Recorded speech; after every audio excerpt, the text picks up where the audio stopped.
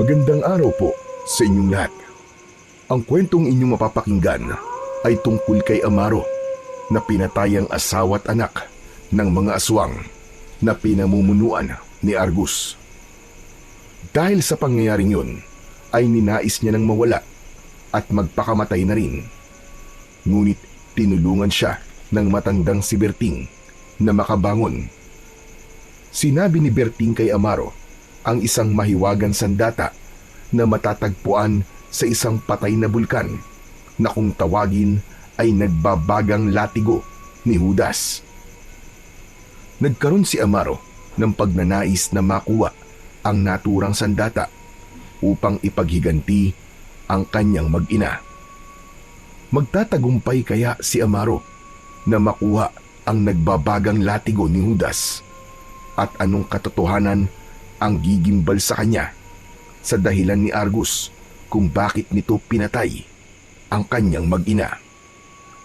Ngunit bago po ang lahat, huwag po nating kalimutan mag-subscribe at i-hit ang notification bell sa aking YouTube channel na The Voice Addict at Apong Isaac para sa mas marami pang makapigil hiningang kwentong aswang at katatakutan mula sa mundo ng kapapalaghan. Umpisahan na po natin ang kwento. Masayang nagsasalo sa simpleng hapunan ang pamilya ni Amaro. Para kay Amaro, ang makasalo niya sa pagkain ang mag-ina niyang sina Lira at Gabi ay isang bagay na hindi niya ipagpapalit sa kahit na anong bagay sa mundo. Ngunit ang masaya nilang hapunan ay naputol nang makarinig si Amaro ng kaluskos sa labas ng kanilang kubo. May mga yabag ng paa na papalapit na nagdulot ng kaba kay Amaro at sa kanyang mag-ina. "Huwag kayong matakot. Akong bahala. Dito lang kayo ha. At huwag kayong lalabas." Kinuha ni Amaro ang itak na nakasuksok sa sawaling dingding ng bahay nila. Maigpit niya yung hinawakan. Sumilip siya sa bintana pero wala siyang nakita kundi tanging kadiliman. Patuloy ang mabilis na pagtibok ng kanyang puso. Kahit wala siyang nakitang kahina-hinala sa labas, naramdaman niya na napakaraming mata ang nakatingin sa kanilang tahanan. Nagulat sina Amaro nang biglang nagiba ang pinto ng kanilang bahay at pumasok ang dalawang aswang na nanlilisik ang mga mata. Sumigaw sina Lira at Gabi. Magkayakap na nagtungo ang dalawa sa isang sulok, habang si Amaro naman ay iniharang ang sarili sa kanyang mag-ina. "Umalis kayo rito! Hindi ako natatakot sa inyo! Hindi ba kayo napapagod na sundan kami? Mga hayop kayo!" Nanatili ang dalawang aswang sa harapan ni Amaro. Matutulis ang kuko ng mga yun at may mga ngipin na kayang-kayang pumunit ng laman. Nanlaki ang mga mata ni Amaro nang pumasok ang isa pang aswang. Mas malaki yun at matangkad. May mga nakasabit na sinaunang kwintas sa leeg nito. Tumiim ang bagang niya pagkakita sa bagong dating na aswang. Ang aswang na yun ay si Argus na pinuno ng isang grupo ng aswang na matagal nang sinusundan ang pamilya ni Amaro sa dahilan na hindi nila alam. Nagpalipat-lipat sina Amaro ng lugar kapag nalalaman ni Argus kung saan sila nagtatago. Sa wakas, natagpuan kong muli kung nasaan kayo nagluluga. Akala mo ba, Amaro, ay habang buhay niyo kong matatakasan? "Tigilan mo na kami, Argus. Ano ba kasing kasalanan namin sa'yo? Para gawin mo to sa amin?" Dapat bang may dahilan ng lahat? Hindi ba maaaring nais lang kitang paglaruan? Tapusin na natin ang tagu-taguang ito. "Subukan mo lang nasaktan na mag-ina ko, hayop ka. At papatayin ko kayong lahat. Huwag niyo akong susubukan." Biglang umatake ang dalawang aswang kay Amaro. Sinubukan niyang lumaban gamit ang itak. Nagawa niyang masugatan ng isang aswang sa braso nito, pero mas lalo yung naulol sa galit. Nasunggaban ng isang aswang ang braso niya. Kinagat nito yun at dahil sa labis na sakit ay nabitiwan niya ang hawak niyang itak. Hinawakan ng isa pang aswang ang kabila niyang braso. Nagpumiglas siya, ngunit wala siyang laban sa dalawang aswang. Iniharap si Amaro ng mga aswang sa pinunong si Argus.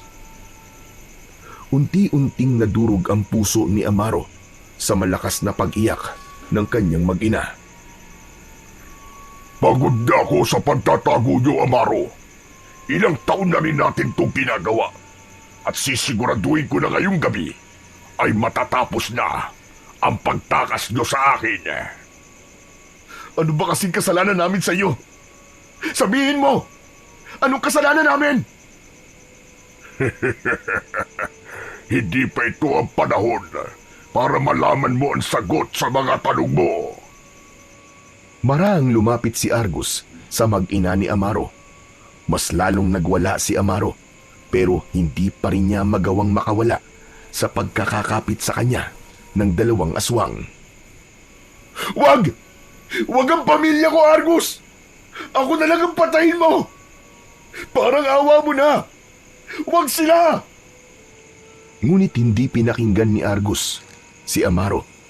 Hinila nito sa braso ang asawa ni Amaro at sa isang kisap mata ay sinakmal nito yun sa leeg. Halos mapatid ang mga ugat sa leeg ni Amaro sa lakas ng kanyang pagsigaw.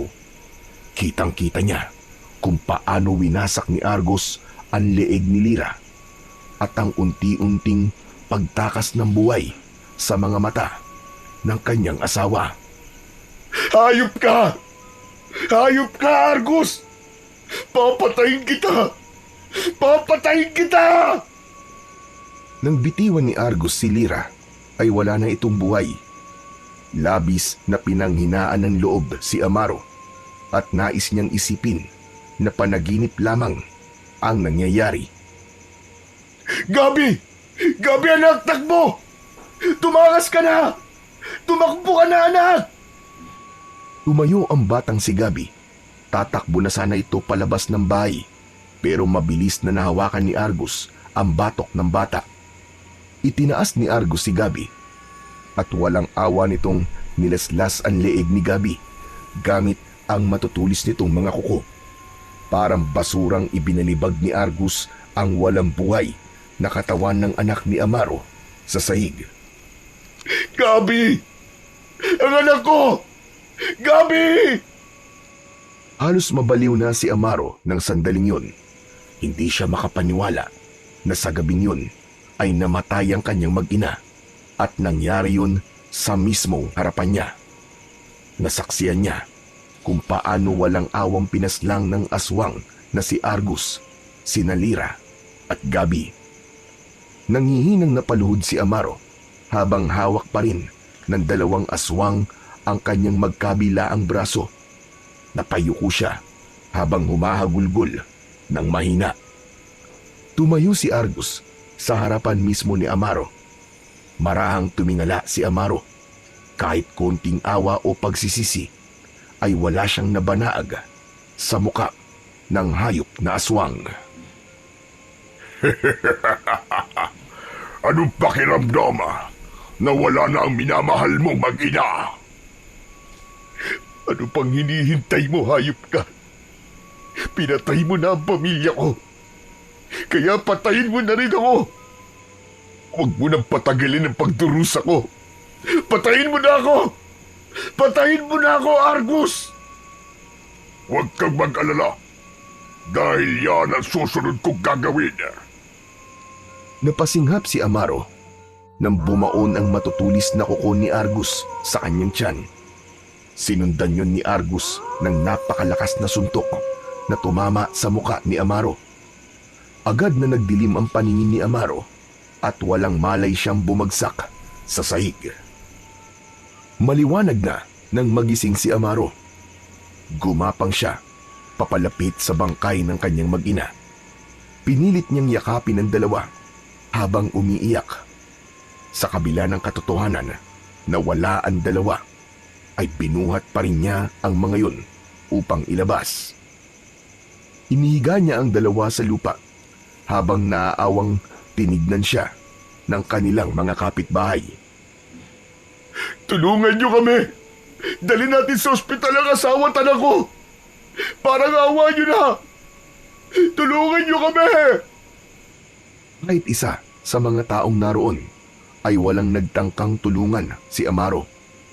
Pinanood lang ng mga yun ang pagtangis at pagmamakaawa niya. Muling niyakap ni Amaro sina Lira at Gabi habang patuloy siya sa pag-iyak. Pakiramdam niya ay mababaliw na siya ng sandaling yun. Mag-isang inilibing ni Amaro ang kanyang mag-ina sa likod ng kanilang bahay. Maghapon siyang nagukay at pinagtabi niya sina Lira at Gabi sa libingan. Nais niya na kahit sa hukay ay magkasama pa rin ang dalawa. Nalaman din ni Amaro na kagabi ay may mga taong nakarinig ng ingay sa bahay nila, pero kahit isa ay walang naglakas na loob na tulungan sila. Masakit yun para sa kanya dahil naging mabuting kapitbahay sila sa mga tao sa baryong yun. Nag-aagaw na ang liwanag at dilim nang matapos si Amaro sa paglilibing kina Lira at Gabi. Ubus na ang luha niya, pero alam niya na ang sakit sa pagkamatay ng mga ito ay habang buhay niyang dadalhin. Tumayo si Amaro sa tapat ng libingan ng kanyang mag-ina. Patawarin niyo ako. Patawarin niyo ako kung wala akong nagawa para iligtas kayo. Patawad kung mahina ako at hindi ko nagawang pigilan ang mga aswang na yon na patayin nila kayo. Pero huwag kayong mag-alala dahil hindi ako papayag na hindi ko agad kayo makakasama dyan sa kabilang buhay. Hintayin niyo ako. Hintayin niyo ako, Lira, Gabi. Sasama na ako sa inyo. Pumasok na si Amaro sa kanilang kubo. Binuksan niya ang isang sako na naglalaman ng kung ano-anong gamit. Hinugot niya ang isang mahabang lubid at isinampay niya yun sa kanyang balikat. Mabagal na naglakad si Amaro palabas at tinahak niya ang daan patungo sa gubat. Paulit-ulit na bumabalik sa isipan ni Amaro ang ginawang pagpatay ni Argus sa kanyang mag-ina. Hindi niya namalayan na tigam sa luha ang kanyang muka. Makalipas ang halos isang oras na paglalakad sa gitna ng kagubatan, ay huminto si Amaro nang may nakita siyang puno na sa tabi ay may medyo malaking bato. Inakyat ni Amaro ang puno at itinali niya ang kabilang dulo ng lubid sa sanga na nasa tapat ng bato. Bumaba siya at tinungtungan niya ang bato. Itinali niya ang kabilapang dulo ng lubid sa kanyang leeg. Diyos ko, patawarin mo ako kung gagawin ko ang bagay na to. Wala na akong ibang maisip na paraan para makasama ang aking mag-ina. Wala na. Hindi ko po kayang mabuhay nang wala sila dahil sila ang dahilan kung bakit ako nabubuhay. Panginoon, isa lang po sana ang hihilingin ko sa inyo. Hayaan niyo po akong makasama ang aking asawa at anak sa kaharian niyo. Kahit ako mismo tatapos sa sarili kong buhay. Walang tigil ang pag-agos ng luha sa mga mata ni Amaro ng sandaling yon. Nais na lang niyang mawala dahil hindi niya kayang lumipas ang mga araw na hindi na niya makakasama ang kanyang mag-ina. Hanggang sa tuluyan ng tumalon si Amaro sa inaapakan niyang bato. Humigpit ang nakataling lubid sa kanyang leeg. Unti-unting nanlabo ang kanyang paningin. Ngunit sa nanlalabo niyang mga mata ay isang bulto ng tao ang nakita niyang nagmamadaling lumapit sa kanya. Umakyat ang taong yun sa puno at pinutol ang lubid. Bumagsak ang nangihinang katawan ni Amaro sa lupa at wala na siyang naalala sa mga sumunod na nangyari dahil nawala na siya ng ulirat. Masakit ang buong katawan ni Amaro nang muli siyang nagising. Nagtaka siya nang malaman niya na nasa loob siya ng hindi pamilyar na kubo. Nakahiga siya sa papag. Tatayo na sana siya nang isang matandang lalaki ang biglang pumasok. Manipis ang buhok nito at kulay puti na ang balbas at bigote. May dalang isang mangkok at kutsara ang matanda. Umupo ito sa gilid ng papag sa tabi niya. Sino ka? Ikaw na ba si San Pedro? Nasa langit na ba ako? Talagang inisip mo pa nga mapunta sa langit matapos ng ginawa mo. Teka, kung ganun, hindi pa ako patay? Hindi pa hinayupak ka. Buhay na buhay ka pa. Magpasalamat ka at nakita kita kagabi sa gubat at iniligtas ko ang buhay mo. Dahil kung hindi, malamang pinagpipiesta na ng mga baboy ramong katawan mo ngayon. Oo nga. Ikaw nga yung taong nakita ko bago ko namatay. Sinabi nang hindi ka papatay eh. Buhay na buhay ka pa, damuho. Ako ang nakita mo bago ka nawalan ng malay. Pero hindi ka dapat nakialam. Hindi mo dapat ginawa yun, tanda. Huwag mo akong tawagin tanda. May pangalan ako. Ako si Berting. At pwede mo akong tawaging Lolo Berting. Hindi ako interesadong malaman ang pangalan mo. Nasaan yung lubid ko? Nasaan? Ibigay mo sa akin ang lubid ko. Wala na ang lubid mo. Sinunog ko na. Ano? Bakit mo naman ginawa yun? Bakit hindi? Alam kong gagamitin mo yun sa pagpapatiwakal. Kaya nararapat lamang na mawala na ang bagay na yun. Tumiim ang bagang ni Amaro at mariin niyang naikuyom ang kanyang mga kamay. Sa labis na galit niya ay bigla niyang sinakal si Lolo Berting. Nabitiwan ng matanda ang mangkok at tumapon ng laman ng lugaw sa sahig na kawayan. Walang iya ka! Pakailamero ka sa buhay ko! Ang dapat sa mga kagaya mong pakailamero ay hindi na binubuhay! Tama na! Hindi na ako makahinga, tama na! Ikaw ang gustong mamatay at hindi ako! Kaya huwag mo akong patayin, hayop ka!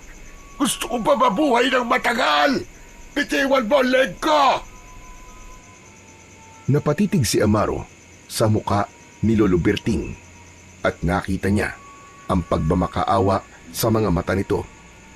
Kaya agad niyang inalis ang mga kamay niya sa leeg ng matanda. Mariin niyang pinagsalikop ang mga kamay niya at napayuko siya. Hindi niya napigilan ang mapaiyak. Dapat hinayaan mo na lang ako mamatay. Hinayaan mo na lang sana ako mamatay. Sana hindi ko na nararamdaman ngayon ang sakit na to. Teka, may sakit ka? Ano ba sakit mo? Wala akong sakit. Ang tinutukoy ko ay ang sakit dito sa puso ko. Hindi mo alam kung anong pinagdaanan ko. Malamang, kung ikaw ang nakaranas nun, ay gagawin mo rin ang gusto kong gawin. Wala man akong ideya sa kung anong pinagdaanan mo. Pero ito ang tandaan mo. Hindi solusyon ng pagkitil sa sarili mong buhay sa kung anumang problemang meron ka ngayon. Isipin mo na lang ang mga magagandang bagay na maaari pang mangyari sa iyo.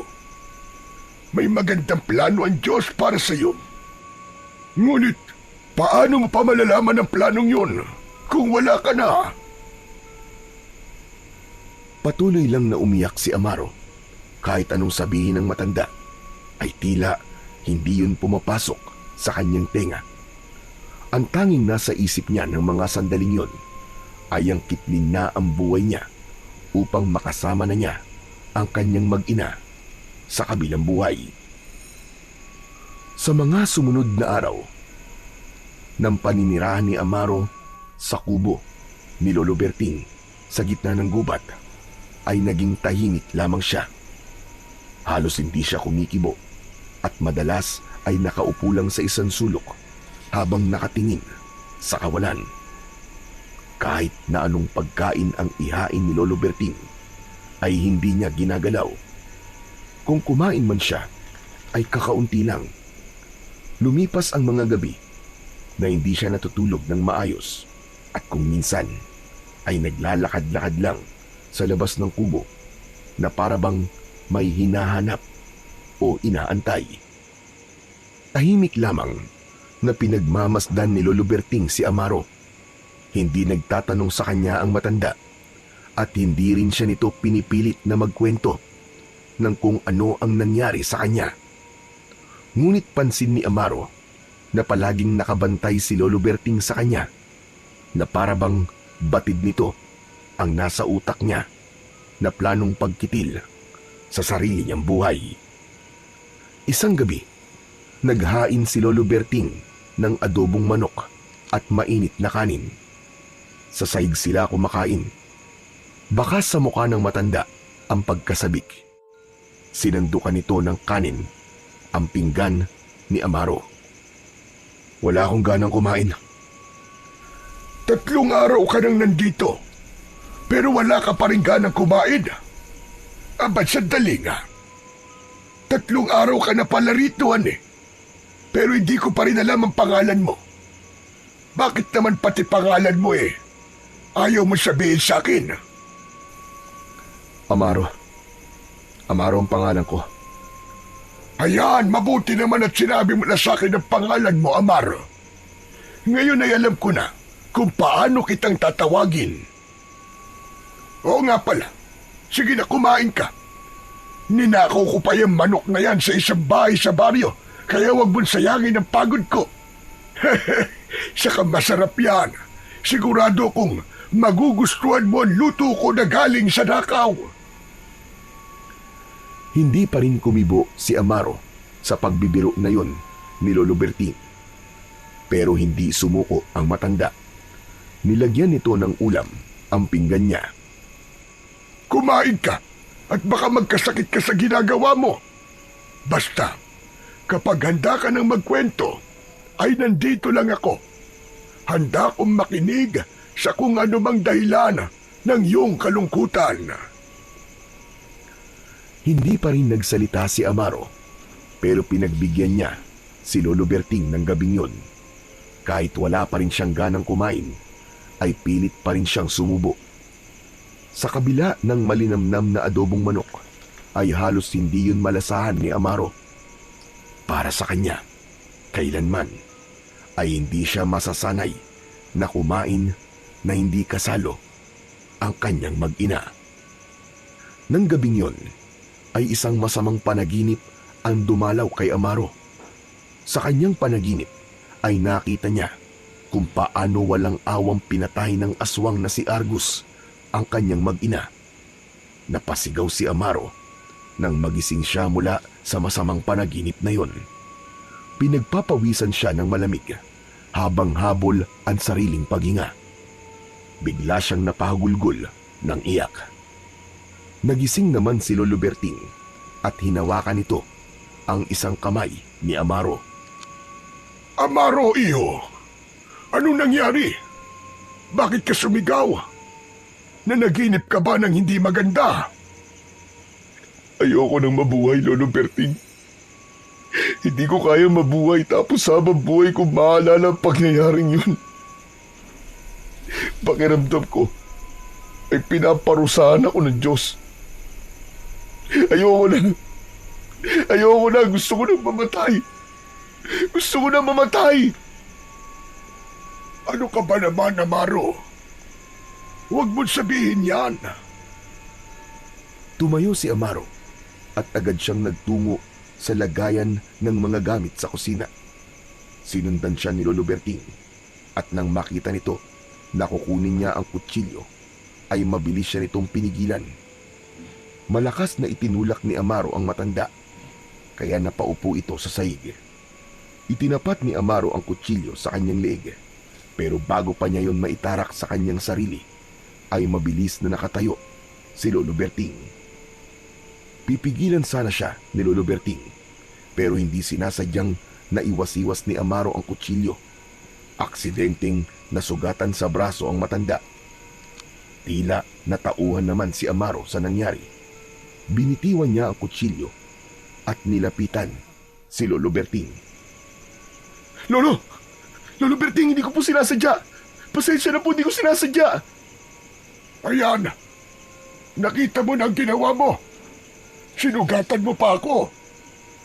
Lolo Berting, patawarin niyo po ako. Hindi ko po talaga sinasadya. Patawarin niyo po ako. Amaro, kung ano man yung dahilan kung bakit gusto mong mawala na, ay baka pwedeng sabihin mo na sa akin. Sa tingin ko, ay mas makabubuti na mailabas mo yan sa pamamagitan ng pagkikwento.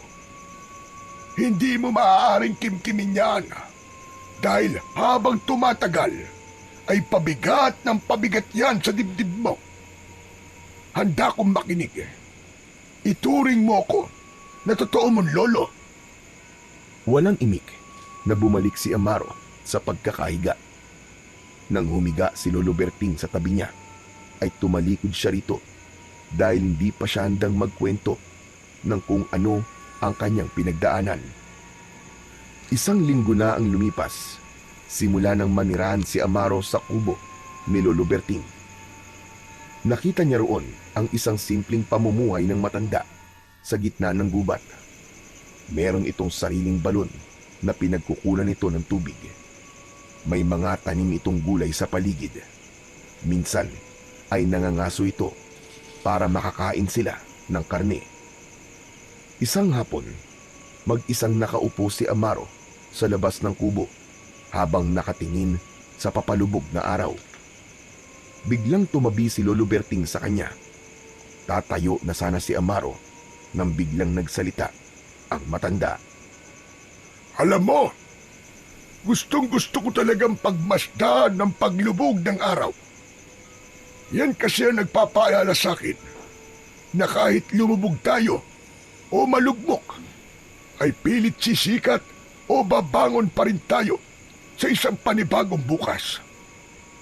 Maaaring nasa sitwasyon ka na iniisip mo na hindi ka na makakabangon. Pero nagkakamali ka, Amaro. Lahat ng sakit at hirap na nararanasan ng isang tao ay may kapalit na sarap at ginhawa pagdating ng tamang panahon. Nanatiling tikom ang bibig ni Amaro. Alam mo ba, nagaya mo binalak ko na rin noon na kitlin ang sarili kong buhay. Talaga po? Totoo, maniwala ka. Siguro sa tingin ko kasing edad mo rin ako noon nung maisipan kong gawin yon. Bakit niyo po ginusto magpatiwakal noon? Namatay kasi sa panganganak ang aking asawa. Makalipas ang isang buwan, sumunod naman ang bunso kong anak. Napakabata pa niya nang mawala siya. Sanggol pa lamang siya. Tapos nasunog yung bahay namin at hindi nakalabas ang dalawa ko pang mga anak. Namatay din sila. Nang panahon na yon, literal akong nawala sa aking sarili. Muntik na akong uminom ng lason. Pero may isang tao na pumigil sa akin para gawin yon.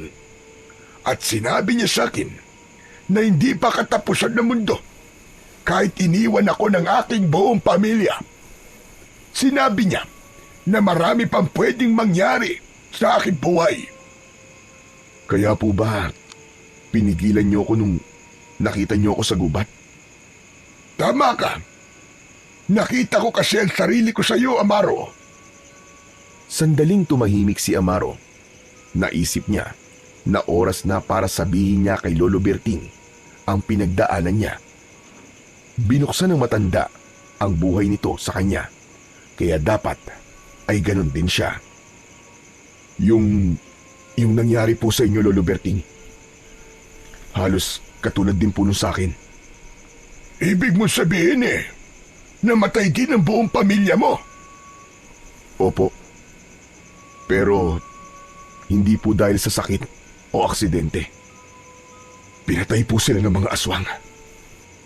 Hindi ko po alam Pero simula nang ipanganak ng aking asawa ang aming anak, ay hindi na kami tinigilan ng grupo ng mga aswang na yun. Nagpalipat-lipat kami ng lugar para makatakas sa kanila. Pero palagi nila kaming nahahanap. Hanggang sa napunta kami sa baryong malapit sa gubat na to. Pero pumasok sila sa bahay namin. At pinatay nila ang asawa at anak ko. Sa mismong harapan ko.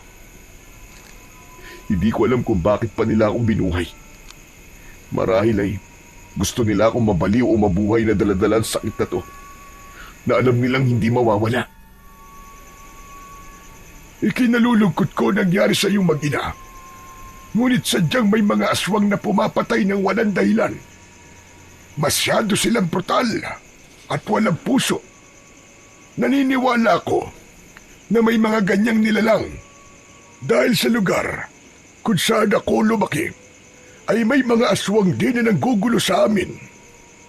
Pero alam ko ang pakiramdam na gusto mo nang wakasan ang buhay mo kasi pakiramdam mo ay di na mawawala ang sakit na nararamdaman mo sa iyong puso. Pero Amaro, maniwala ka sa akin. Marami pang magagandang bagay ang pwedeng mangyari sa iyo, maniwala ka. Matuto ka lang maghintay at huwag kang mawalan ng pag-asa at pananampalataya sa Poong May Kapal. Marahang tinapik ni Lolo Berting ang balikat ni Amaro at saka ito tumayo upang magtungo sa likod ng bahay. Nang maiwang mag-isa si Amaro, ay pinag-isipan niya ng mabuti ang mga sinabi ng matanda. Tinanong niya ang sarili kung ano pa nga ba ang pwedeng magandang mangyari sa buhay niya. Pero wala siyang naisip dahil ang pinakamagandang bagay na nangyari sa buhay niya ay nang dumating si Lira at Gabi sa kanya. Kinagabihan, muling napanaginipan ni Amaro ang kanyang mag-ina. Ngunit sa panaginip na yon ay buhay ang dalawa. Nasa isang napakagandang lugar sila, isang hardin na puno ng bulaklak na may iba't ibang kulay. Maraming paru-paro ang lumilipad sa paligid at asul na asul ang kalangitan. Nilapitan ni Amaro si Lira at Gabi. Matamis ang ngiti ng dalawa sa kanya. Sinabi ni Amaro sa dalawa na nais niya nang makasama ang mga ito at sinabi sa kanya ni Lira na yun din ang gusto nitong mangyari. Nang magising si Amaro mula sa panaginip na yun, ay naisip niya na pahiwatig yun upang ituloy niya na ang pagpapatiwakal. Mahimbing noon na natutulog si Lolo Berting sa kanyang tabi. Tahimik na tumayo si Amaro at nagawa niyang makalabas ng kubo nang hindi nagigising ang matanda. Sa labas ay may nakitang itak si Amaro. Nakapatong yun sa upuan. Kinuha niya yun at unti-unti niyang inilapit ang talim ng itak sa kanyang leeg. Huminga siya ng malalim at handa na niyang tapusin ang sarili niyang buhay. Ngunit bago pa niya maibaon ang itak sa kanyang katawan, bigla na namang sumulpot si Lolo Berting at mabilis na sinunggaban ng kanyang braso. Nagpambuno sila habang pilit na inaagaw ng matanda ang itak. Pinilit ni Amaro na itulak ang matanda, pero sa isang iglap ay naagaw ni Lolo Berting ang itak at itinapon yun sa lupa. Hindi inasahan ni Amaro ang isang malakas na suntok na pinatama ni Lolo Berting sa kanyang muka. Sa lakas ng suntok na yun ay nahilo siya at napaupo sa lupa. Akala ko ba ay nag-usap na tayo, Amaro? Bakit hanggang ngayon ay gusto mo pa ring wakasan ang buhay mo? Dahil gusto ko na pong makasama ang mag-ina ko. Parang awa mo na, Lolo Berting. Hayaan mo na ako sa gusto kong gawin. Wala nang dahilan para mabuhay ako. Sa tingin mo ba ay makakasama mo sila kapag itinuloy mo ang gusto mo? Susunugin ang kaluluwa mo sa impyerno, Amaro. Yun ang mangyayari sa'yo. Napayuko si Amaro. Napahagulgul siya. Ang buong akala niya ay nagiging maayos na siya, pero hindi pa pala. Dahil nang mapanaginipan niya, sina Lira at Gabi, ay bumalik ang kagustuhan niyang makasamang muli ang dalawa. Lumapit si Lolo Berting kay Amaro at hinaplos nito ang kanyang likod. Ayoko na. Ayoko na, Lolo Berting. Ayoko nang mabuhay. Gusto ko nang mamatay. Alam ko na ilang beses ko na itong sinabi sa iyo. Pero hindi sagot ang tapusin mo ang sarili mong buhay sa sakit na nararamdaman mo. Kapag ginawa mo yun, ay mas lalo lang matutuwa ang mga pumatay sa mag-ina mo. Dahil yun naman talaga ang gusto nilang gawin mo. Naguguluhang napatingin si Amaro sa sinabi ni Lolo Berting dahil hindi niya naintindihan kung ano ang ibig nitong sabihin. Iisa lang ang paraan para mawala ang sakit na nararamdaman mo. At yun ay ang iparamdam mo sa mga aswang na yun ang ginawa nila sa asawa at anak mo. Ano po ang ibig niyo sabihin? Hindi ko po kayo maintindihan. Magpalakas ka, Amaro. Gumanti ka sa mga aswang na yon. Ipaghiganti mo ang asawa at anak mo. Iparamdam mo sa mga pumatay sa kanila ang sakit na nararamdaman mo ngayon. Gamitin mo ang galit mo para maghiganti. Pero, masama po ang gumanti, di ba? Bakit? Hindi mo masama rin na magpatiwakal? Pambihira kang tao ka. Gusto mong kitlin ang sarili mong buhay, pero ang gumanti ay hindi mo kayang gawin. Amaro, isipin mo ang sasabihin ko.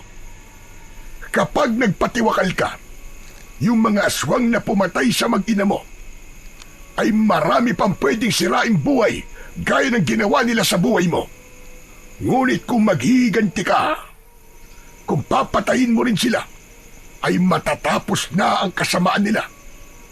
Wala ng pamilya ang masisira nang dahil sa walang dahilan nilang pagpatay.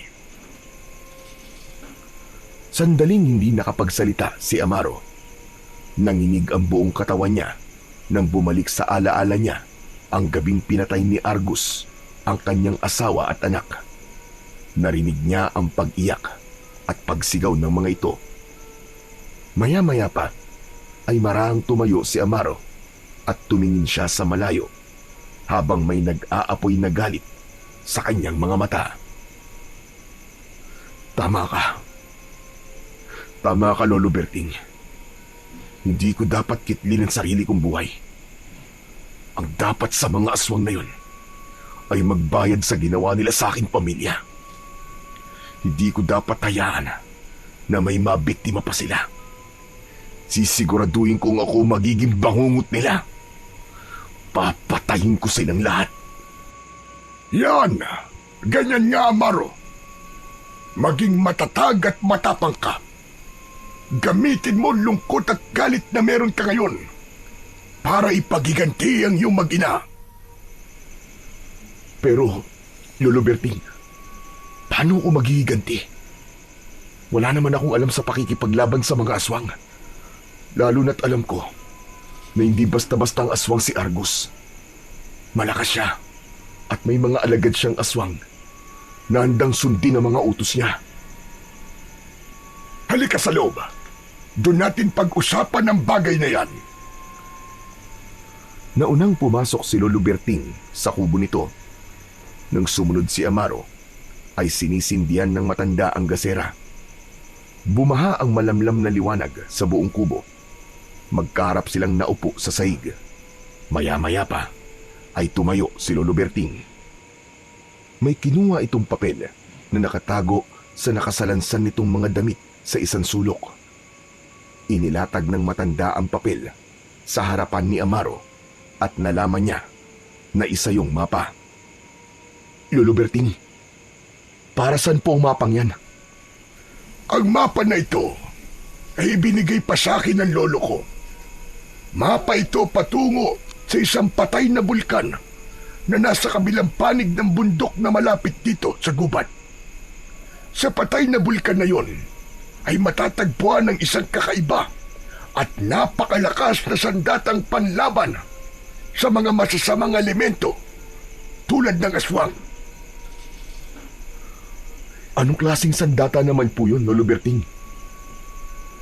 Ang nagbabagang latigo ni Judas. Ayon sa paniniwala ng nakakaalam sa latigong yun, ay isa raw itong sandata na lumitaw matapos si pagkanulo ni Judas si Jesus, kapalit ng 30 pilak.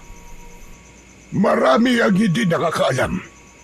Pero ayon sa mga lihim na salin ng ilang tekstong galing pa sa mga unang disipulo, hindi raw basta nagpakamatay si Judas.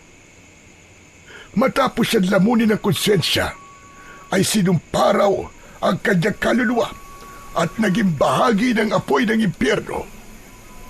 Mula sa apoy na yon, ay nabuo ang isang latigo, isang sandatang naglalagablaba kapag ang may hawak nito ay ang karapat-dapat na gumamit nito. Pambihira. Ngayon ko lang po narinig ang kwentong yan Pero ano po ang kayang gawin ng latigong yon? Ang nagbabagang latigo ni Judas ay kayang sunugin hindi lang ang katawan, kundi pati kaluluwa ng mga nilalang ng kadiliman.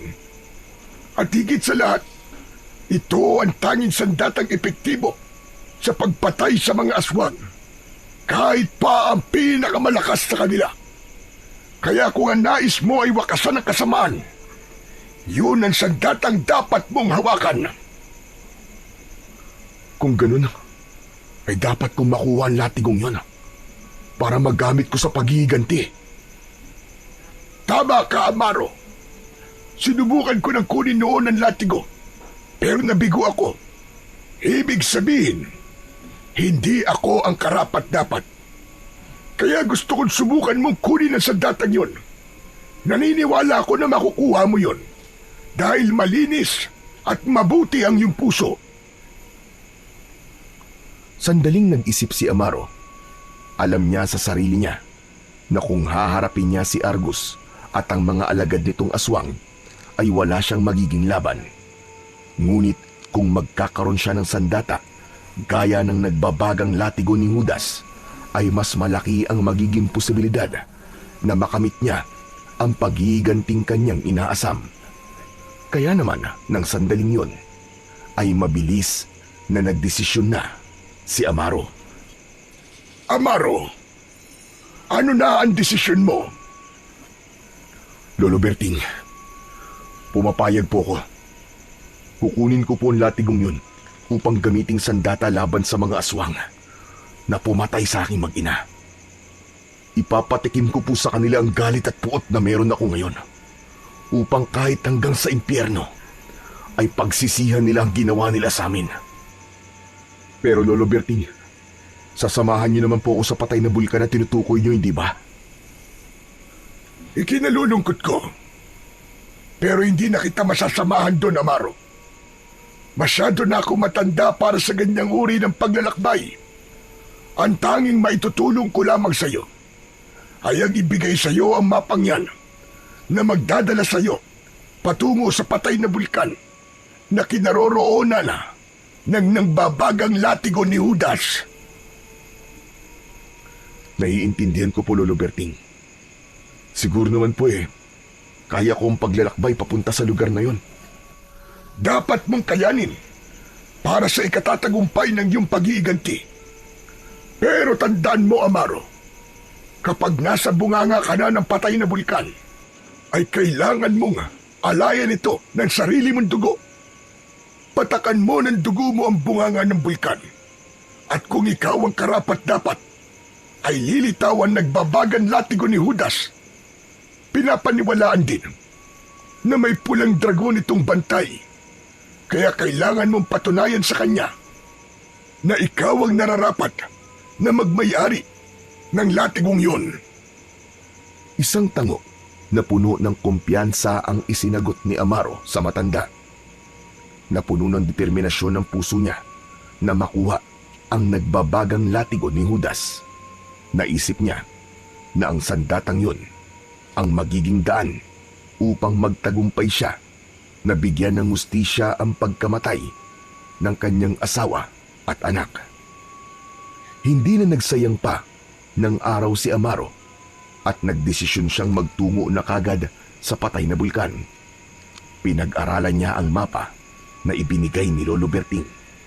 Pinalakas din niya ang kanyang katawan sa pamamagitan ng pagkain ng tama at pag-eehersisyo sa araw-araw.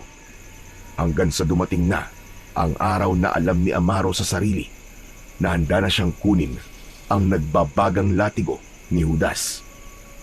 Ipinaghanda siya ni Lolo Berting ng mga dapat niyang dalhin, gaya ng tinapay, tubig at patalim.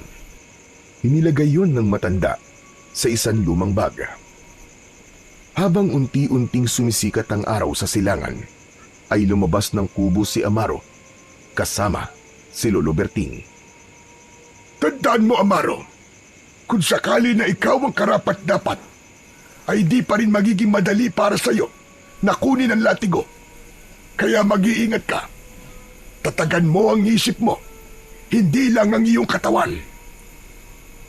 Tatandaan ko po lahat ng sinabi niyo sa akin, Lolo Berting. Hindi ko po kayo bibiguin.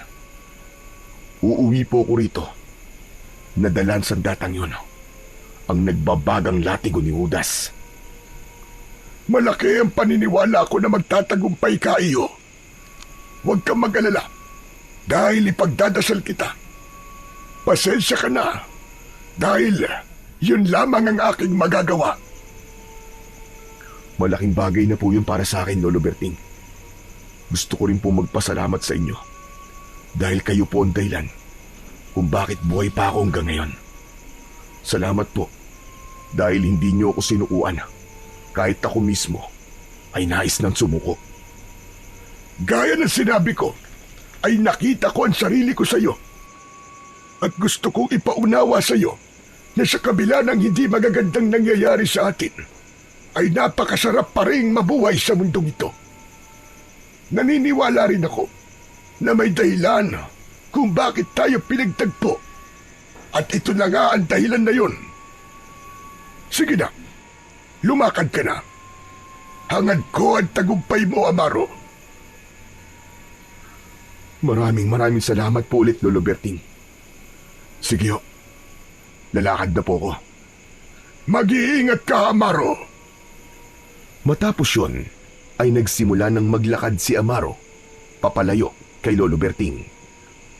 Muli niyang nilingon ng matandang lalaki at kumaway siya rito. Isang malalim na paghinga ang kanyang pinakawalan habang naglalakad siya patungo sa direksyon ng kinaroroonan ng nagbabagang latigo ni Judas. Unang tinawid ni Amaro ang masukal na kagubatan. Halos hindi na tumatagos doon ang liwanag ng araw dahil sa napakaraming puno na may mayayabong na dahon. Matapos ang ilang oras ng paglalakad, ay sinimulan niya ng akyatin ang paanan ng bundok. Habang tumataas siya, ay ramdam niya ang pagnipis ng hangin at ang paglabo ng paligid dahil sa kapal ng hamog. Pagsapit sa tuktok, ay biglang bumuhos ang malakas na ulan na sinabayan ng pagdagundong ng kulog at mababagsik na kidlat. Basang-basa siya sa ulan habang pilit na naghahanap ng masisilungan. Nang tumigil ang ulan at sumilip na muli ang araw sa likod ng ulap, ay saka lang nagawang matulog ni Amaro para makapagpahinga. Sa tuktok ng bundok na siya nagpalipas ng magdamag at kinaumagahan ay bumaba na siya sa kabilang bahagi ng bundok. Mabato at madulas ang daan, ngunit sinikap niyang hindi madulas o matisod. Nang makababa na si Amaro sa bundok, ay isang malawak na kapatagan ang bumungad sa kanya.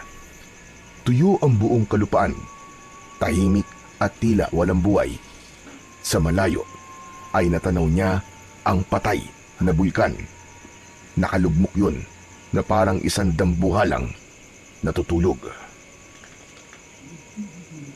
Malapit na ako. Konti na lang. Mararating ko na ang patay na bulkan. Nagpatuloy sa paglalakad si Amaro, dala ang pag-asa na makukuha niya ang sandatang papatay kay Argus at sa lahat ng mga alagad nitong aswang. Makalipas ang ilang oras, ay sandaling nagpahinga si Amaro. Uminom siya ng tubig at kumain ng tinapay. Hindi niya inalis ang tingin sa patay na bulkan. Hindi siya nagtagal sa pamamahinga at muli siyang nagpatuloy sa paglalakad hanggang sa marating na niya ang paanan ng bulkan. Tumingala siya sa tuktok ng bulkan at napagtanto niya na hindi yun ganun kataas. Nakikiusap ako sa iyo, tagapagbantay ng latigo ni Judas. Ipagkaloob mo sa akin ang sandatang kailangan ko. Sana ay ako ang karapat-dapat na hinihintay mo. Nagsimulang akyatin ni Amaro ang bulkan pagkasabi niya noon. Ngunit nang nasa kalahati na siya, ay napahinto siya nang maramdaman niyang umuuga ang lupa. Nanlaki ang mga mata ni Amaro nang makita niya ang mga naglalakihang bato na gumugulong pababa mula sa itaas ng bulkan. Naiwasan niya ang ilang malalaking bato, ngunit nawalan siya ng balanse at nagpagulong-gulong siya pabalik sa ibaba. Malakas na humampas ang ulo niya sa isang bato at agad na nagdilim ang kanyang paningin. Sa muling pagbabalik ng ulirat ni Amaro, ay sumalubong sa kanya ang madilim na kalangitan. Impit siyang umungol nang maramdaman niya ang kirot ng sugat sa likod ng kanyang ulo. Kahit masakit ang buong katawan, ay tumayo pa rin si Amaro.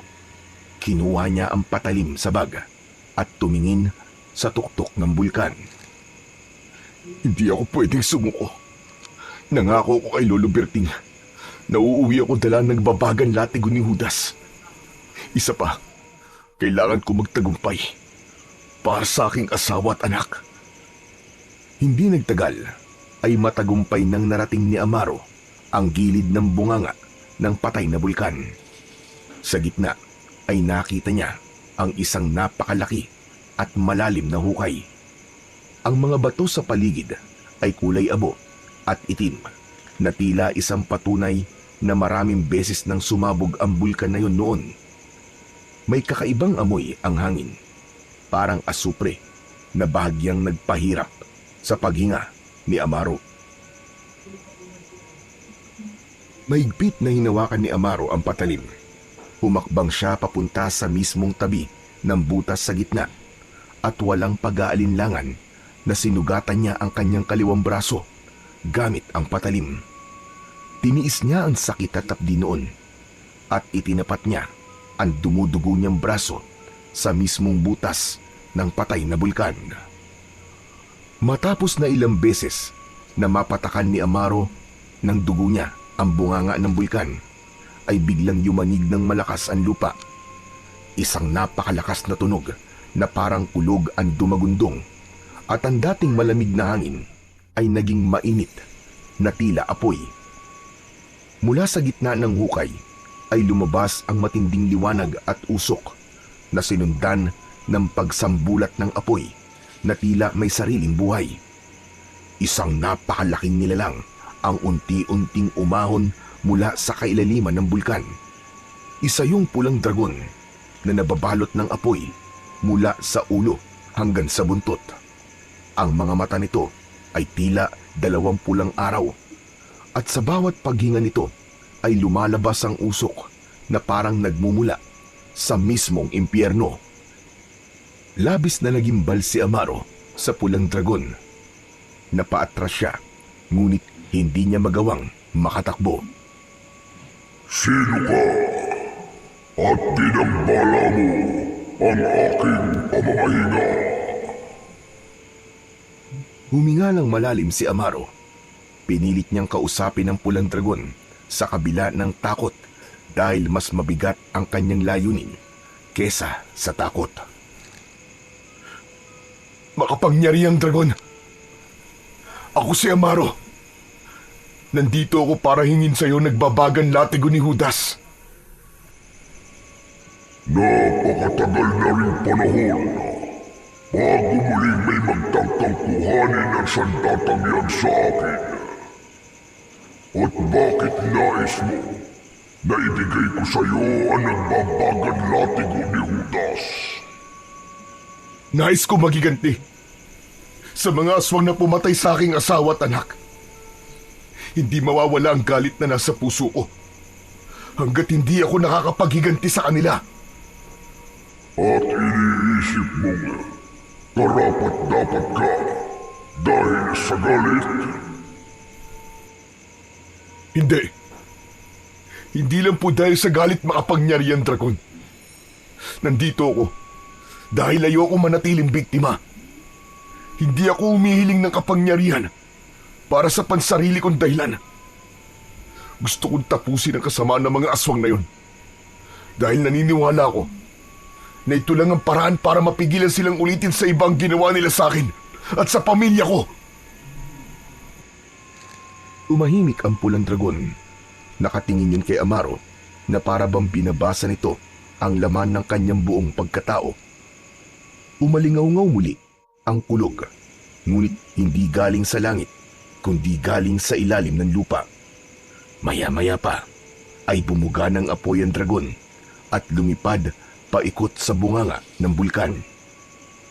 Mula sa bunganga ng bulkan ay unti-unting umusbong ang isang itim na latigo na nababalot ng nagbabagang apoy.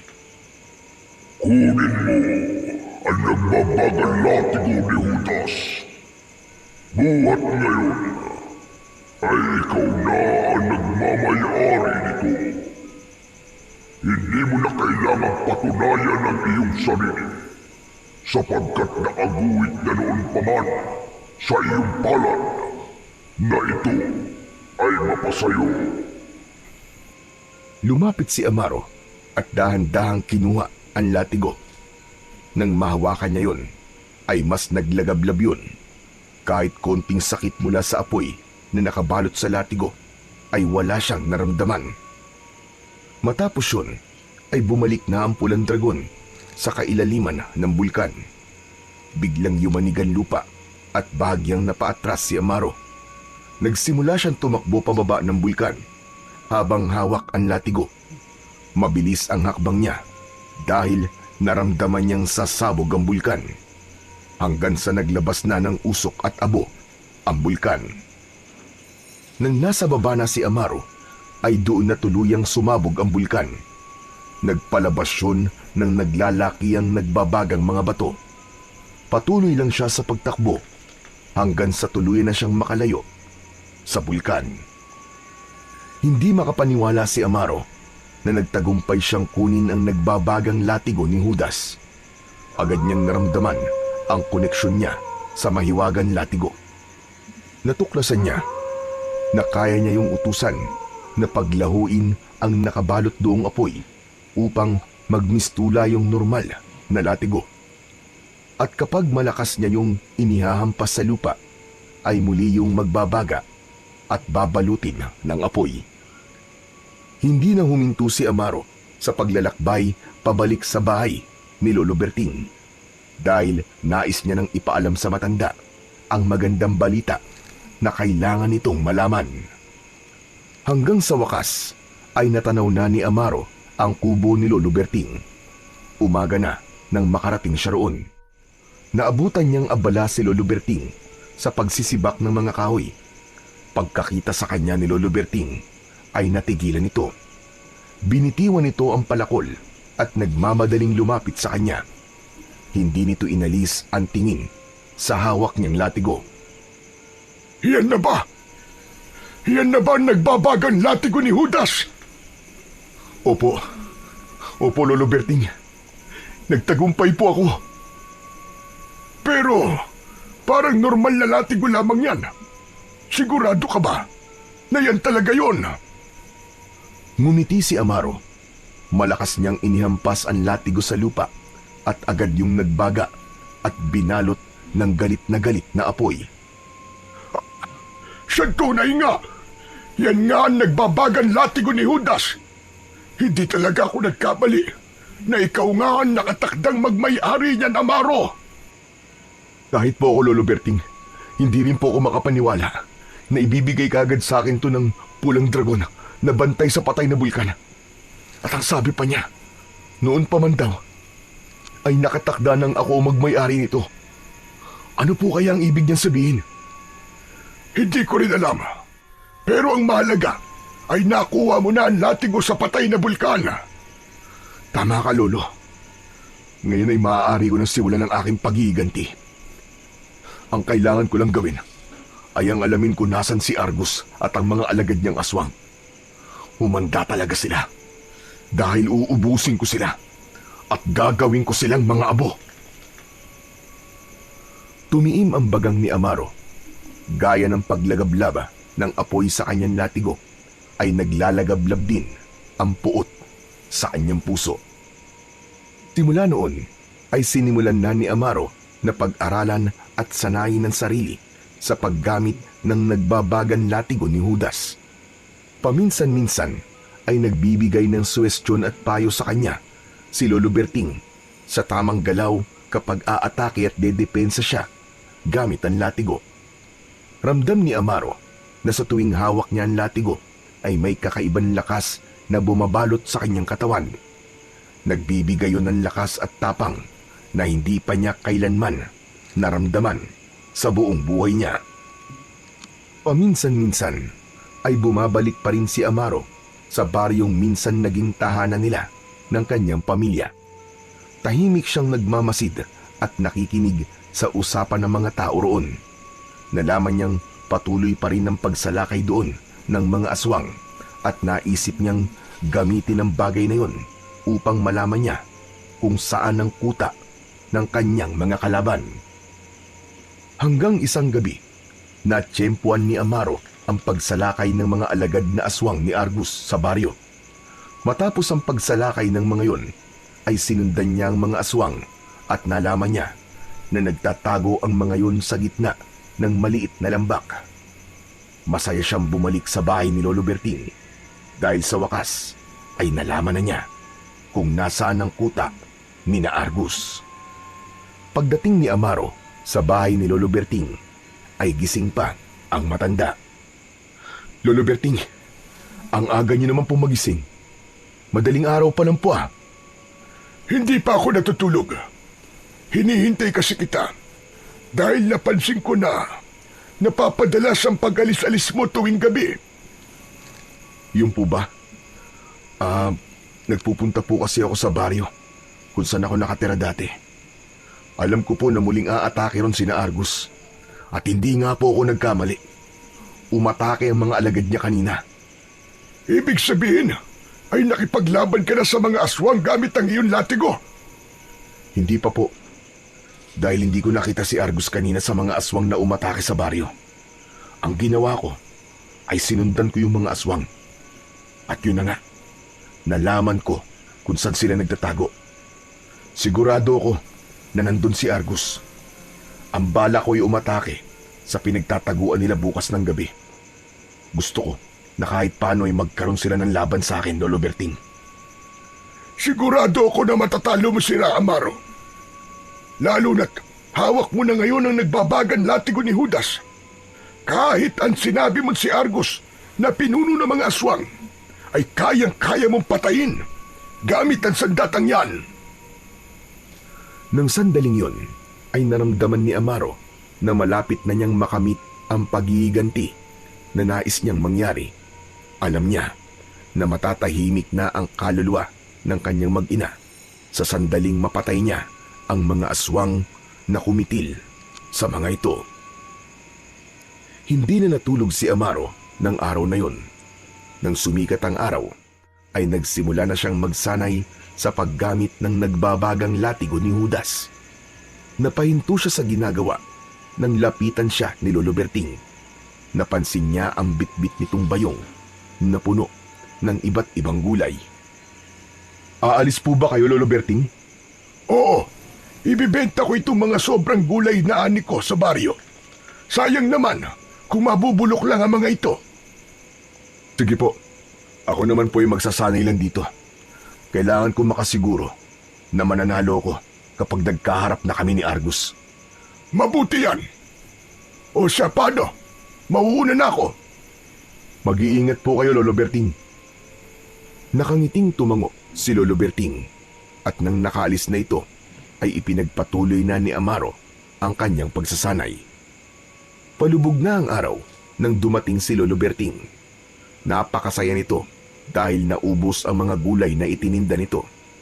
Nagluto na ito ng pagkain nila para sa hapunan at nang dumilim na ay nagsimula na silang kumain. Tuloy ka ba ngayon sa plano mong pagpunta sa pinagkukutaan ng mga aswang? Opo, Lolo. Hindi ko na po kayang patagalin pa bago kami magkaharap ni Argus at ng mga alagad niya. Hindi na po ako makapaghintay na iparamdam sa kanila ang sakit ng ginawa nila sa mag-ina ko. Matapos maghapunan ay sandaling nagpahinga si Amaro at saka siya naganda sa pag-alis upang umatake sa pinagtataguan ng mga aswang. Lumabas siya ng kubo at nakita niya si Lolo Berting na may nakasabit na itak sa bewang. May nakasukbit na bag sa likod nito. Lolo, aalis na po ako. Magtutungo na po ako sa lambak kung saan nagtatago si Argus. Sasama ako sa iyo. Hayaan mong tulungan kita sa laban mo na ito. Sigurado po ba kayo, Lolo Berting? Pero masyado pong delikado to. Amaro, para ng anak ang tingin ko sa iyo. Kahit sandali pa lamang tayong nagkakakilala. Hindi ko kayang manatili lang rito habang ikaw ay hinaharap ang mga aswang na yun. Huwag kang mag-alala dahil sisikapin kong hindi maging pabigat sa iyo. Kung yan po ang gusto nyo, ay hindi ko na po kayo pipigilan. Magkasamang naglakad sina Amaro at Lolo Berting patungo sa lugar kung saan nagtatago ang mga aswang. Masaya si Amaro dahil nakilala niya si Lolo Berting dahil maging siya ay napalapit na ang loob sa matanda sa ilang linggo pa lang nilang magkasama. Ipinangako niya sa sarili na sa gabing yon ay mapapabagsak niya si Argus at wala siyang ititira sa mga alagad nitong aswang. Matapos ang halos isang oras na paglalakad, ay narating na nina Amaro at Lolo Berting ang lugar kung saan nagtatago ang mga aswang. Ngunit laking pagtataka ni Amaro dahil kahit isang aswang ay wala silang nakita sa lugar na yon. Ang tanging naroon ay ang mga buto ng tao at ilang maliliit na kubol. Amaro, nasan? Nasaan ang mga aswang? Hindi ko rin po alam eh. Sigurado ka ba na dito ang kuta nila? Baka naman nagkamali ka lang ng pagkakaalala. Sigurado po ako. Hindi po ako pwedeng magkamali. Nakita niyo naman po mga buto ng mga tao rito. Ibig sabihin ay nagdadala sila rito ng kanilang biktima at dito nila pinapatay at kinakain. Nakakapagtaka lang kung bakit kahit isang aswang ay walang natira dito. Teka, hindi kaya natunugan nila ang pagpunta ko rito ngayong gabi? Baka naramdaman nila ako nung sinundan ko sila. Tama ka. Maaaring ganyan na nga nangyari. Ang mabuti pa ay umuwi na tayo. Mahaba-haba pa ang ating lalakarin. Nauna nang maglakad si Lolo Berting, pero si Amaro ay nanatili sa kanyang pinatatayuan. Luminga siya sa paligid at nanlaki ang mga mata niya nang may nakita siyang kung anong gumalaw sa likod ng isang puno sa hindi kalayuan. Nahuli rin ng kanyang paningin ang pagkislap ng isang pares ng mga mata sa dilim. Mabilis na tumakbo si Amaro patungo roon at inihampas niya ang latigo sa lupa. Agad yung nabalot ng apoy kaya bahagyang nagkaroon ng liwanag sa paligid. Doon na niya nakita ang isang aswang na nagtatago sa likod ng isang puno. Bumakas ang gulat sa mukha ng aswang nang makita nito na papalapit si Amaro. Tatakas pa sana ang aswang pero agad itong hinagupit ni Amaro ng latigo sa likod. Alalay lang ang paghampas na ginawa niya dahil wala pa siyang balak na patayin ito. Gumuhit ang apoy sa likod ng aswang at napasigaw ito. Sumubsob sa lupa ang aswang. Agad itong tumiyaya at nang tatayo na ito ay agad itong tinapakan ni Amaro sa dibdib. Payat ang katawan ng aswang. Sigurado si Amaro na isa yun sa alagad ni Argus. Lumapit si Lolo Berting at nagulat ito nang makita ang aswang. Anak nang, anong klaseng nilalang yan ng dilim? Isa siya sa mga alagad ni Argus, Lolo Berting. Ngayon lang ako nakakita ng aswang at talagang ang nakakatakot ang itsura nila. Hindi lang ang itsura nila nakakatakot, kundi ang paraan nilang mag-isip. Pumapatay sila ng walang dahilan, gaya ng ginawa nila sa aking asawa at anak. Umaling ang nanlilisik na mga mata ni Amaro sa aswang na kahit anong pagpupumiglas ay hindi magawang makawala. Magsalita ka, aswang! Alagad ka ba ni Argus? Argos? Sinong Argos? Wala akong kilalang Argos. Inalis ni Amaro ang paa niya sa dibdib ng aswang at hinampas niya ito ng nagbabagan latigo sa dibdib. Aray ko! Tama na! Tama na! Sabihin mo sa akin ang totoo. Alagad ka ba ni Argus? Oo na! Magsasabi na ako ng totoo. Alagad na ako ni Argos. Inutusan niya akong maiwan dito para tignan kung ano ang gagawin mo. Kung ganon, ay tama nga ang aking hinala. Alam niyo na pupunta ako ngayong gabi rito. Kaya kayo umalis, tama ba? Oo, tama ka. Paano niyo nalaman na pupunta ako rito ngayon? Magsalita ka! Hindi ko alam. Wala akong alam. Basta sinunod ko lang ang utos ni Argos. Inampas muli ni Amaro ang aswang gamit ang latigo. Tumama yun sa kaliwang braso ng aswang at muli itong pumalaw. Patuloy na nakiusap ang aswang habang umaatras hanggang sa napasandal na ito sa katawan ng isang puno. Magsalita ang hayop ka! Sabihin mo kung paano niyo nalaman na pupunta ako rito ngayon! Maniwala ka.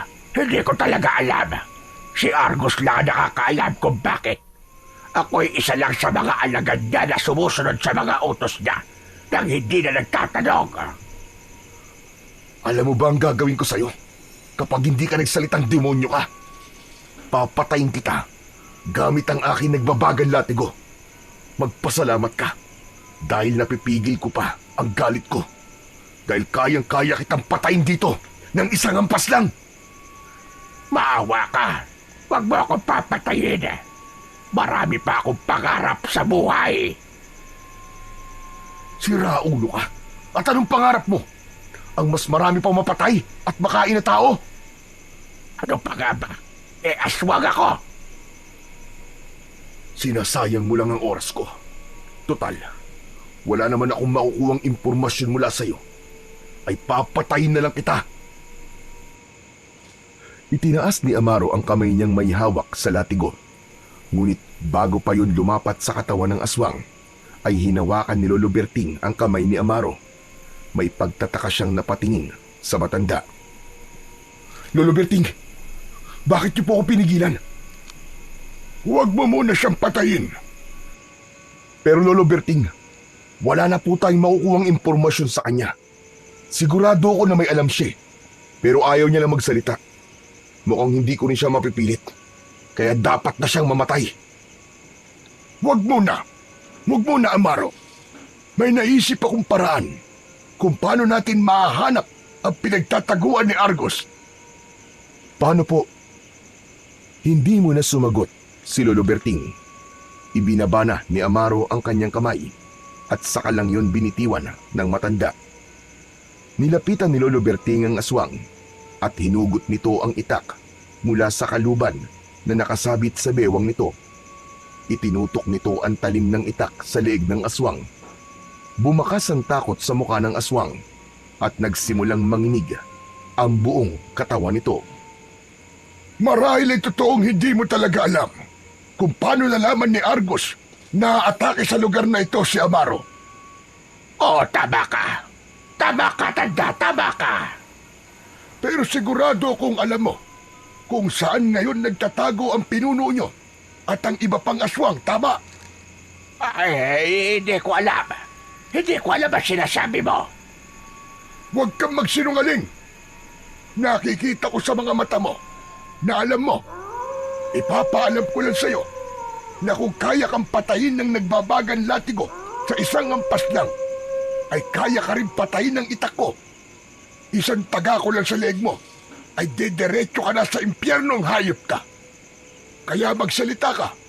Alam mo ba kung saan nagtatago ang mga kasama mong aswang? Hindi sumagot ang aswang, kaya mas inilapat pa ni Lolo Berting ang talim ng itak sa leeg ng aswang. Oo na! Oo na! Amin na ako! Alam ko kung saan sila lumipat ng lugar.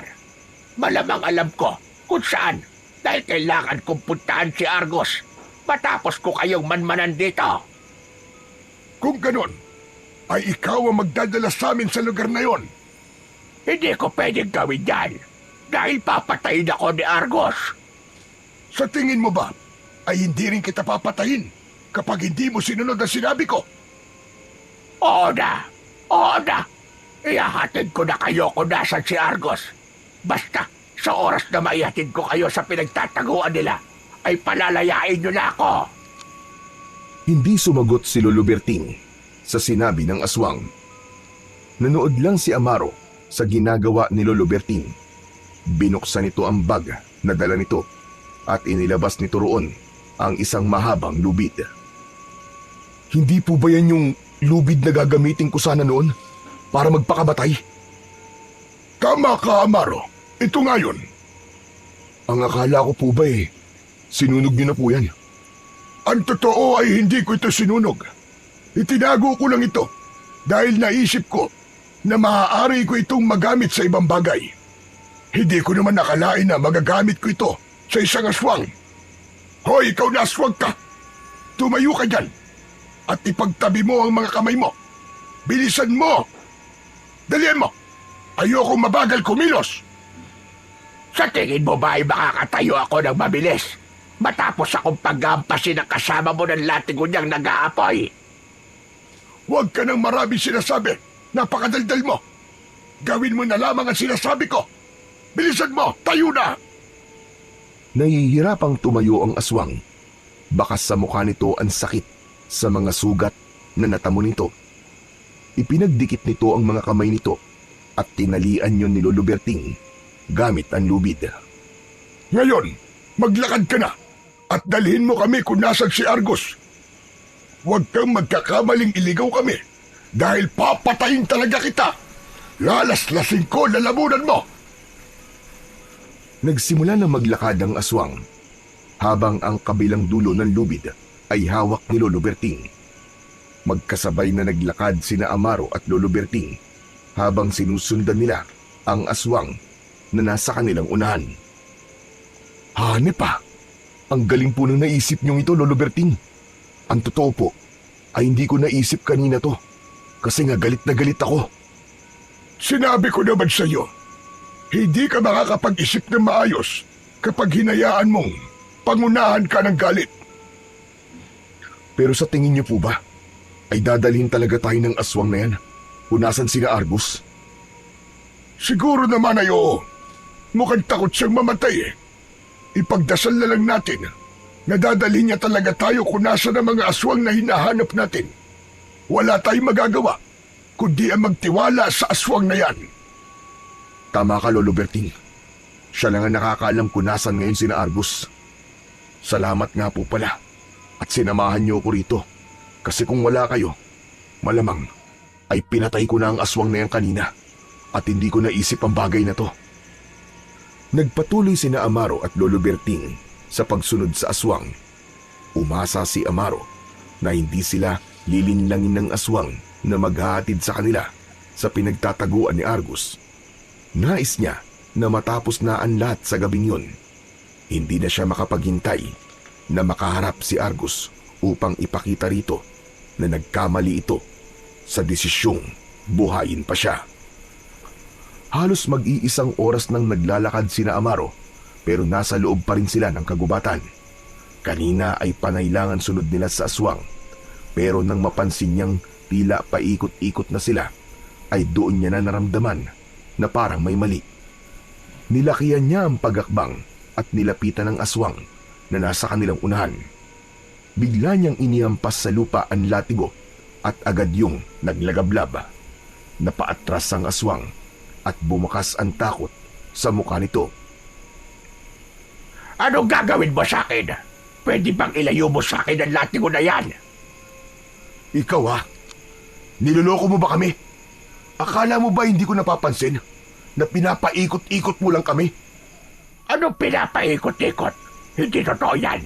Huwag ka kasing mainipin. Maniwala ka sa akin. Malapit na tayo sa pinagtataguan ni na Argos. Maniwala ka! Sinungaling! Pinapagod mo lang kami sa paglalakad. Papatayin na lang kita! Amaro, wag! Huwag mo munang patayin ang aswang na yan. Kailangan pa natin siya. Kapag pinatay mo siya, ay mas lalo tayong mahihirapan na hanapin kung nasan si Argos.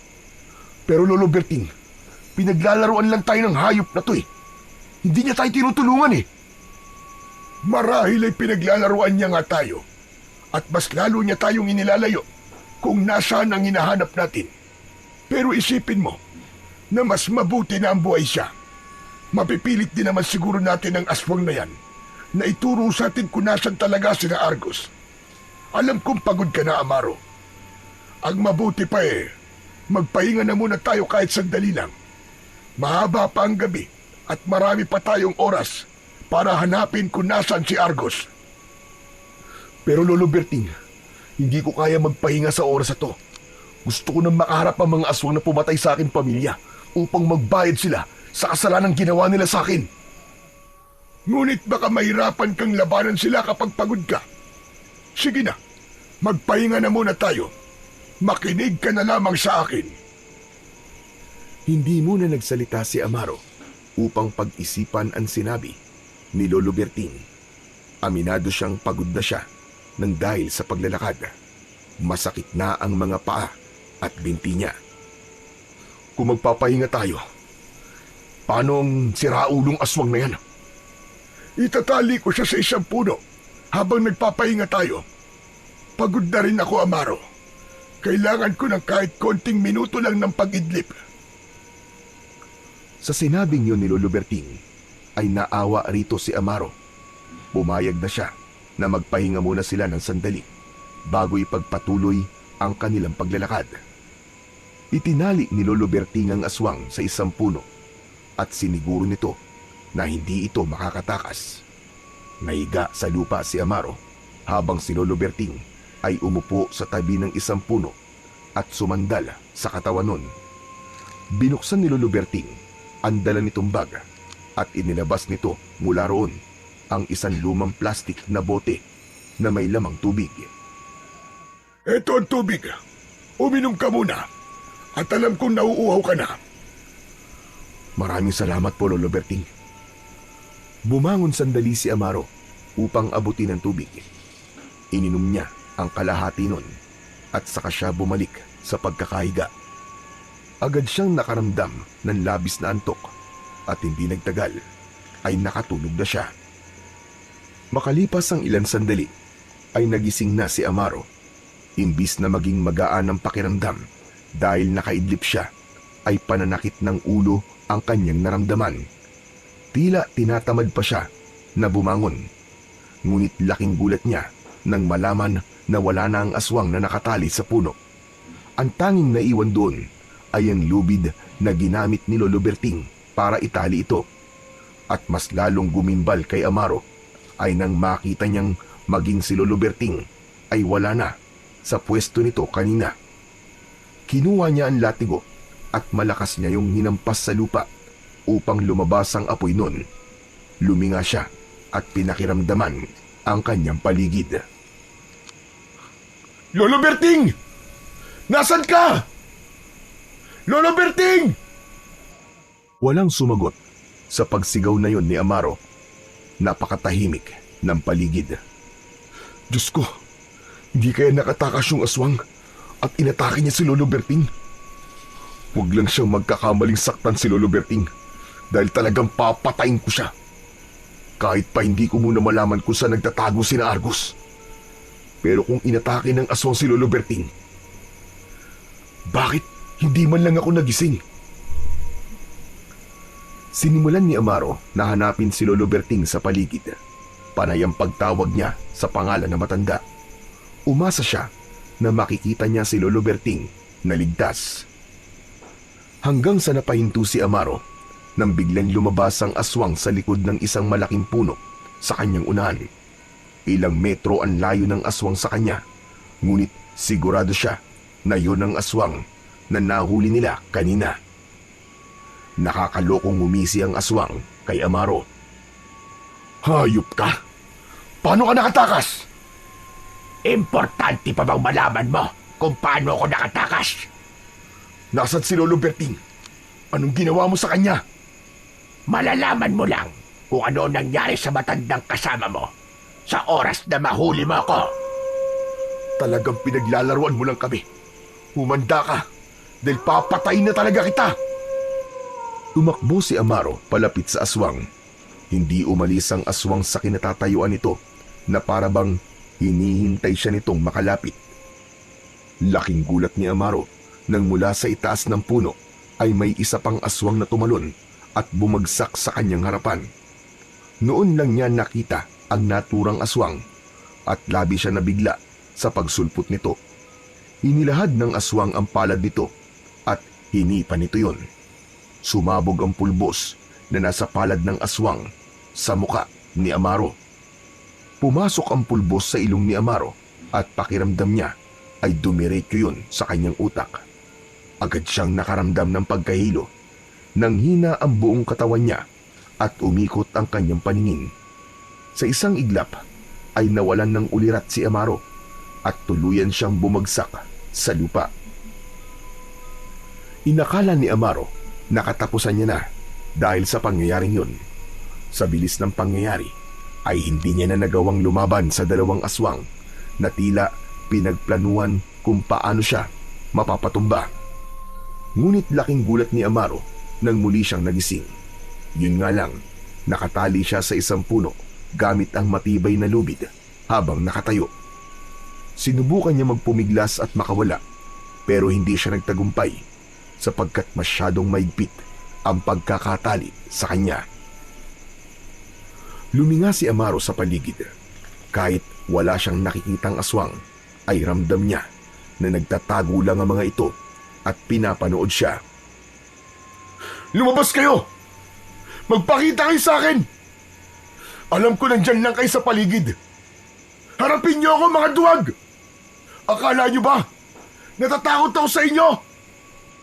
Sa unahan ni Amaro ay isang aswang ang lumabas mula sa kadiliman. Lumakas ang kabog ng dibdib niya nang malaman na ang aswang na yon ay si Argus. Agad na bumangon ng puot sa kanyang dibdib, kaya mas lalo siyang nagpumiglas kahit alam niya na hindi siya makakawala sa kanyang pagkakatali.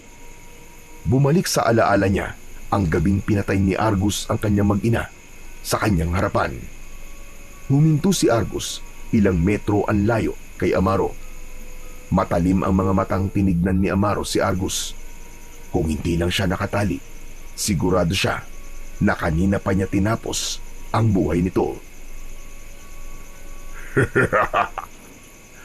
Matagal-tagal din tayong hindi nagkita, Amaro. Ito talaga ang gusto kong mangyari. Ang muli kang makita para mapatay na kita. Ngunit paano mo yung gagawin kung nakatali ka? Hindi mo nga magawang makawala. Pero huwag kang mag-alala. Dahil sa gabing ito, ay makakasama mo na ang pamilya mo. Dahil papatayin na kita, Amaro. Walang iya ka. Hindi ka talaga patas lumaban. Si Lolo Berting, yung matandang kasama ko, nasan siya? Anong ginawa niyo sa kanya? Si Berting. Berting, hinahanap ka ni Amaro. Lumapit ka rito upang lubusan kanyang makilala. Napamaang si Amaro sa paraan ng pagtawag ni Argus kay Lolo Berting. Marahang naglakad si Lolo Berting at tumabi ito kay Argus. Hawak ng matandang lalaki ang latigo. Kahit paano ay nakahinga siya ng maluwag dahil buhay ito. Lolo Berting, salamat at buhay ka! Ang latigo! Ibigay mo sa akin ang latigo! Hindi niya sa'yo ibibigay ang latigo, kundi sa akin. Berting, akin na nagbabagang latigo ni Judas. Masusunod, Panginoong Argus. Pakiramdam ni Amaro ay pinagbagsakan siya ng langit at lupa nang nakayuko na ibigay ni Lolo Berting ang latigo kay Argus. Isang malakas na halakhak ang pinakawalan ni Argus nang makita nito ang reaksyon ni Amaro. Kung ano man ang tumatakbo sa utak mo ngayon, ay tama ka, Amaro. Si Berting ay isang tao na naglilingkod sa akin. Kinailangan niyang sumunod sa mga utos ko dahil kung hindi, ay buhay niya ang magiging kapalit. Lolo Berting, sabihin mong di totoo ang sinabi ni Argus. Sabihin mo! Tapos na ang aking pagpapanggap, Amaro. Wala akong ibang kinikilalang Panginoon, kundi tanging si Argus lamang. Hindi! Hindi yan totoo! Nararamdaman kong totoo ang pag-aalala at pagtrato mo na parang anak sa akin. Yun ay dahil sadyang mahusay umarte si Berting. Nalinlang ka niya, Amaro. Bakit mo ba ginagawa sa akin to? Bakit, Argus? Naglakad si Argus palapit kay Amaro. Nang halos isang dipa na lang ang layo nila, ay huminto ito. Dahil alam ko noon pa man na ikaw ang itinakdang makakakuha sa nagbabagang latigo ni Judas. Sinabi sa akin ng isang manghuhulang aswang na tanging ikaw lang ang makakakuha nito dahil ang iyong angkan ay nalilinya sa dugo ni Judas. Matagal ko nang nais na makuha ang sandatang ito, kaya pinagplanuhan ko ng mabuti ang lahat. Mula sa pagpatay ko sa pamilya mo para mabuhay ang galit sa iyong puso. Para naisin mo na maghiganti hanggang sa pagtatagpo yun ni Berting upang siya magsabi sa iyo ng tungkol sa latigo at siya rin na nagsabi sa akin na sasalakay ka sa aming kuta kaya kami nakaalis kagad doon. Lahat ng yun ay upang makuha ko nagbabagang latigo ni Judas na ngayon ay nasa aking mga kamay na. Maraming salamat sa iyo, Amaro. Hayop ka! Hayop ka, Argus! Nang dahil lang sa sandatang yan, ay pinatay mo ang pamilya ko! Bakit hindi? Ngayong ako na nagmamay-ari ng latigong ito, ay ako na ang pinakamalakas na aswang. Ako na ang magiging hari ng bunlipi ng mga aswang. Wala nang mas lalakas pa sa akin at katatakutan na ako ng lahat. At ako na ang bagong magiging Panginoon ng lahat. Mapapatay mo man ako ngayon, pero isinusumpa ko na hindi ka pa rin magtatagumpay, Argus! Isang nakakalokong ngisi ang pinakawalan ni Argus. Malakas nitong inihampas sa lupa ang latigo, pero hindi yun naglagablab. Muli nitong inihampas ang latigo sa lupa, pero nanatili pa rin yung ordinaryong latigo. Nawala ang ngiti ni Argus at napalitan yun ng pagtataka.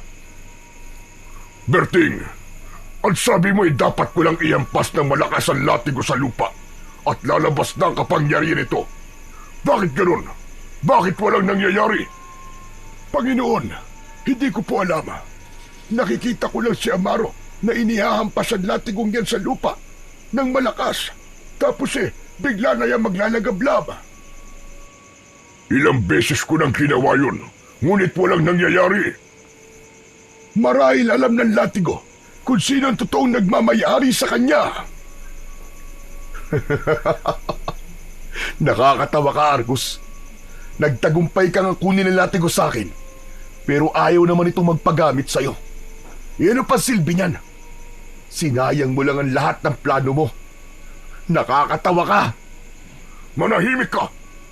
Alam kong may paraan upang ako ang kilalanin ng latigong ito bilang bago niyang tagapangalaga. Kailangan kong kausapin ang mangkukulam na aswang dahil sigurado ko na alam niya ang kasagutan. Berting, ikaw na ang bahala kay Amaro. Ano ang gagawin ko sa kanya, Panginoon? Ano pa nga ba? Patayin mo siya. Tutal ay hindi ko na siya kailangan. Nasa akin na ang latigo at ang kailangan ko na lang gawin ay ang mailipat sa akin ang pagmamayari nito. Masusunod, Panginoon. Malalaki ang mga hakbang na naglakad palayo si Argus.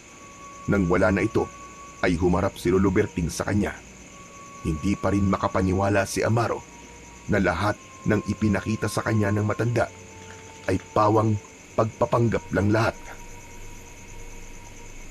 Paano mo nagawa sa akin to, Lolo Berting? Pinagkatiwalaan kita. Yun pala'y ginamit ko lang ako para makuha ang latigong yun. Hindi nagsalita si Lolo Berting. Diretso lang itong nakatingin kay Amaro. Maya-maya pa ay hinugot na nito ang itak mula sa kaluban na nakasabit sa bewang nito. Dahil walang paraan upang makawala si Amaro, ay tinanggap na lang niya na yun na ang kanyang katapusan. Pumikit si Amaro nang itaas ni Lolo Berting ang itak upang tagain siya. Maya-maya ay narinig niyang tumama ang talim ng itak, ngunit hindi sa kahit na anong parte ng katawan niya. May pagtatakang ibinukas niya ang kanyang mga mata at nagulat siya nang malaman na ang lubid na nakatali sa kanya ang tinaga ni Lolo Berting. Nang makawala na si Amaro sa pagkakatali, ay hindi pa rin siya makapaniwala sa ginawa ng matanda. Teka, naguguluhan ako eh. Ano pong ginawa niyo? Akala ko ba'y papatayin niyo na ako? Una sa lahat, ay nais kong humingi ng tawad sa iyo dahil sa panlilinlang na aking ginawa. Pero kailangan kitang dalhin sa sitwasyon na ito upang matapos na ang kasamaan ni Argus. Dahil matagal ko nang gustong makawala sa kanya. Pagod na akong maging sunod-sunuran sa kanya. Ang ibig niyo po ba't sabihin eh? Hindi talaga kayo kakampi ni Argus? Tama ka, Amaro. At kung may plano siya kung paano makukuha ang latigo, ay meron din akong planong pabagsakin siya. Mula umpisa ay kakampi mo ko. Ngayon, patayin mo na si Argus upang maipagiganti mo na ang iyong pamilya at para makalaya na ako. Pero paano ko po gagawin yun kung wala sa akin ang latigo? Mula sa bag na nasa likod ni Lolo Berting ay inilabas nito ang isa pang latigo. Inabot nito yon kay Amaro at hindi makapaniwalang tinignan niya yon. Kaya na sinabi ko ay may plano rin ako. Kinopya ko ang totoong nagbabagang latigo ni Judas kapag ito ay nasa normal nitong anyo. Yun ang hawak ngayon ni Argus. Ngunit ang latigong yan, yan ang totoong may kapangyarihan, Amaro. Sa labis na kasiyahan ni Amaro, ay hindi niya napigilang yakapin si Lolo Berting. Maraming salamat po, Lolo Berting. Tama nga talaga nararamdaman ko na totoong pagmamalasakit na ipinakita niyo sa akin. Saka na tayo mag-usap. Sundan mo na si Argus at patayin mo na ang demonyong yon. Matapang na tumango si Amaro at agad niyang tinahak ang direksyon na pinuntahan ni Argus habang maigpit niyang hawak ang latigo. Hindi nagtagal ay nakita niya ang mga aswang na nagtitipon-tipon. Nasa harapan ng mga yon si Argus. May sinasabi ito sa mga alagad nito pero hindi niya yon iniintindi dahil ang tanging nasa isip niya ay ang patayin si Argus. Matapang na naglakad si Amaro palapit sa mga aswang. Nang makita siya ni Argus, ay labis itong nagulat. Amaro, paano ka nakawala? Sabihin na nating ikaw ang nagkamali ng pagkakakilala kay Lolo Berting. At hindi ako. Malakas na inihampas ni Amaro ang latigo sa lupa. Gumapang ang naglalagablab na apoy sa latigo. Agad naramdaman ni Amaro ang naglalagablab na lakas sa loob ng kanyang katawan. Hindi maaari. Ang totoong nagbabagang latigo ni Judas. Walang hiya ka, Berting. Humanda ka dahil papatayin kita sa panlulokong ginawa mo sa akin. Aking mga alagad, patayin ang lalaking yan at kunin sa kanya ang hawak niyang latigo! Parang mababangis na hayop na umatake ang mga aswang kay Amaro. Ngunit hindi siya umatras. Pinaikot niya sa hangin ng latigo at kumawala ang malakas na apoy na lumamon sa 3 aswang na nasa unahan. Sa gilid ng mata ni Amaro ay nakita niya ang pagtakbo ni Argus palayo. Hinayaan lang niya si Argus dahil ang nais niya ay ubusin muna ang mga alagad nito. Sumugod pa ang ilang aswang, ngunit sinalubong ni Amaro ang mga yon ng magkakasunod na hampas. Bawat aswang na tinamaan ng latigo ay nagliyab ang katawan. Sumigaw ang mga yon na para bang sinusunog ang kaluluwa ng mga yon sa impyerno. Hindi tumigil si Amaro sa pag-atake sa mga aswang. Bawat galaw niya ay may kasamang galit at bawat aswang na sumubok lumapit sa kanya ay natutusta sa loob lang ng ilang segundo dahil sa hagupit ng latigo. Hanggang sa makalipas ang ilang minuto ay tanging si Argus na lamang ang nananatiling nakatayo. Lahat ng aswang ay nakahandusay sa lupa habang patuloy na nilalamon ng galit na apoy. Tumiim ang bagang ni Amaro habang nakatingin sa direksyon kung saan tumakbo si Argus. Hayop ka! Hindi ka makakatakas sa akin, Argus! Katapusan mo na ngayon! Mabilis na tumakbo si Amaro sa pinuntahan ni Argus. Tila may sariling isip ang kanyang mga paa at alam na mga yon kung saan sila dapat magpunta.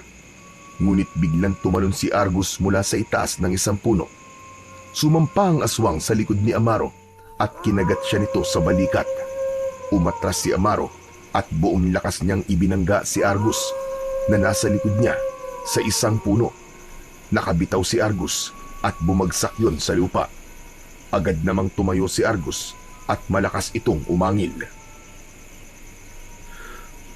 Hindi ko akalaing duwag ka pala, Argus. Talagang iniwanan mo mga alagad mo para makipaglaban sa akin. Sa bagay, marahil ay alam mong wala kang laban sa akin dahil sa latigong hawak ko. Mapatay mo man ako ngayon, ay hindi pa rin nun mababago na ako ang pumatay sa mag-ina mo. Pero kung sa tingin mo, ay hahayaan lang kitang patayin ako nang hindi ako lumalaban, ay nagkakamali ka! Malakas na sumigaw si Amaro, saka siya sumugod kay Argus. Hinampas niya ito ng latigo sa binti. Bumagsak si Argus sa lupa at mabilis itong tumayo at sinugod si Amaro. Umilag naman si Amaro nang tangkain siyang sunggaban ni Argus. Bumuelo siya at inihampas ang latigo sa leeg ni Argus. Pumulupot yon sa leeg ng aswang. Malakas siyang hinila ni Amaro at napasigaw si Argus dahil sa labis na sakit. Nanghihinang napaluhod si Argus hanggang sa tuluyan na itong napahiga habang habol ang paghinga. Nilapitan ni Amaro si Argus at tinignan niya ito sa mata. Hayop ka! Hindi lang to para sa aking mag-ina, kundi para rin sa iba niyo pang nabiktima.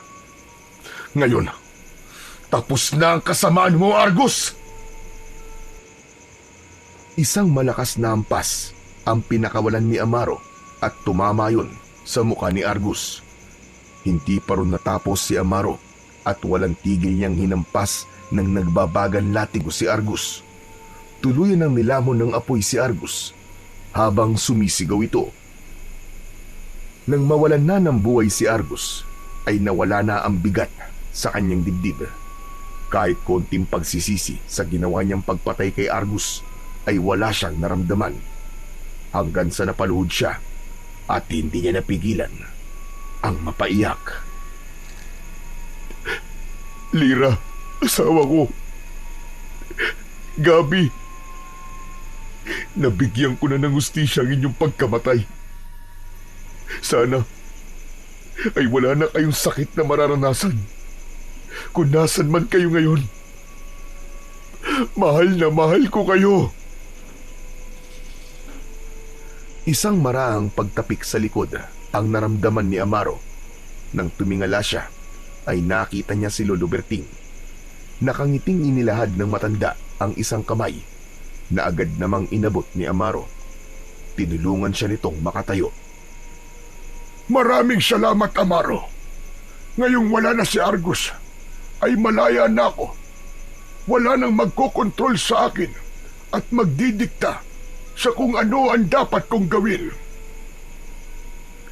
Masaya po ako para sa inyo, Lolo Berting. Maraming salamat din po sa lahat po ng tulong niyo sa akin. At patawad kung dinala kita sa sitwasyon na ito. Wala ka na po dapat ihingi ng tawad sa akin, Lolo Berting. Naiintindihan ko po kung bakit niyo ito ginawa. Ang importante ay magkakampi pa rin po tayo. Nagpalitan ng ngiti sina Amaro at Lolo Berting. Hindi na sila nagtagal sa lugar na yon at nagdesisyon na silang umuwi. Sa gitna ng kanilang paglalakad ay bumuhos ang napakalakas na ulan. Nakita nila kung paano inapula ng ulan ang apoy na lumalamon sa mga walang buhay na aswang. Magaan na ang pakiramdam ni Amaro, hindi lang dahil nagtagumpay siyang pabagsakin si Argus, kundi dahil sa alam niyang simula sa gabing yun ay wala na itong magiging biktima. Matapos ang lahat ay tuluyan ng naglaho ang galit at puot sa puso ni Amaro. Natanggap na niya ang masakit na katotohanan na wala na ang kanyang asawa at anak. Naunawaan na niya na kaya buhay pa siya ay para maging tagapagtanggol ng mga tao laban sa mga aswang. Pinili ni Amaro na manirahan sa kubo ni Lolo Berting kung saan nagsimula ang kanyang panibagong buhay. Doon ay namuhay siya ng tahimik, ngunit handang lumaban sa tuwing may banta. Patuloy siya nagsanay at nagbantay sa mga baryong malapit sa kanila. Nangako si Amaro na habang nasa kanya ang nagbabagan latigo, ay wala ng tao ang magiging biktima ng mga aswang. Hindi na siya papayag na may isa na namang pamilya ang mawasak ng dahil sa kasamaan.